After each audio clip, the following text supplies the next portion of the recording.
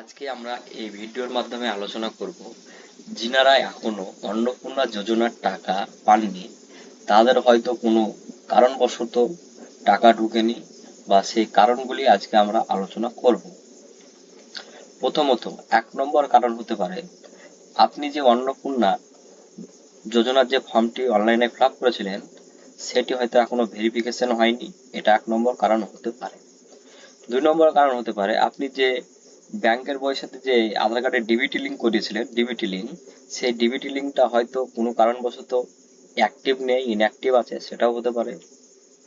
এবং 3 নম্বর কারণ হতে পারে আপনার ব্যাংকের বই বা পাসবুকে কোনো সমস্যা থাকতে পারে।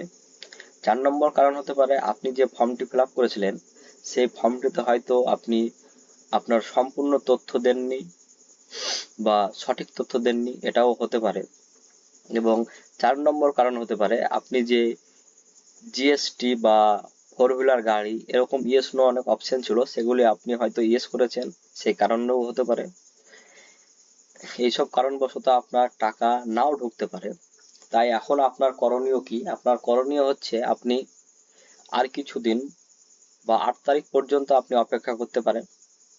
তারপরেও যদি আপনার অন্নপূর্ণা যোজনার টাকা না ঢোকে অ্যাকাউন্টে, তাহলে আপনি আপনার নিকটবর্তী ব্লক বা বিডিও অফিস এবং পঞ্চায়েত বা বিডিও অফিসে গিয়ে যোগাযোগ করবেন এবং তেনাদেরকে যে আপনার যে হার্ড কপি অনলাইনে করেছিলেন অ্যাপ্লিকেশনে, সেই হার্ড কপিটা দেখাবেন এবং তেনারা অবশ্যই আপনার একটা সলিউশন বলবে বা কিসের জন্য টাকাটা পাননি সেটাও আপনাদেরকে বলবে এবং কি করলে পাবেন সেটাও হয়তো আপনাদেরকে বিডিও অফিসে বলে দেবে।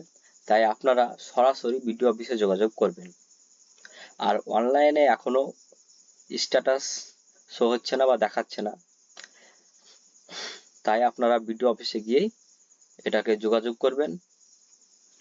ভিডিওটা এই পর্যন্ত ছিল। ভিডিওটা ভালো লাগলে অবশ্যই একটা সাবস্ক্রাইব করবেন।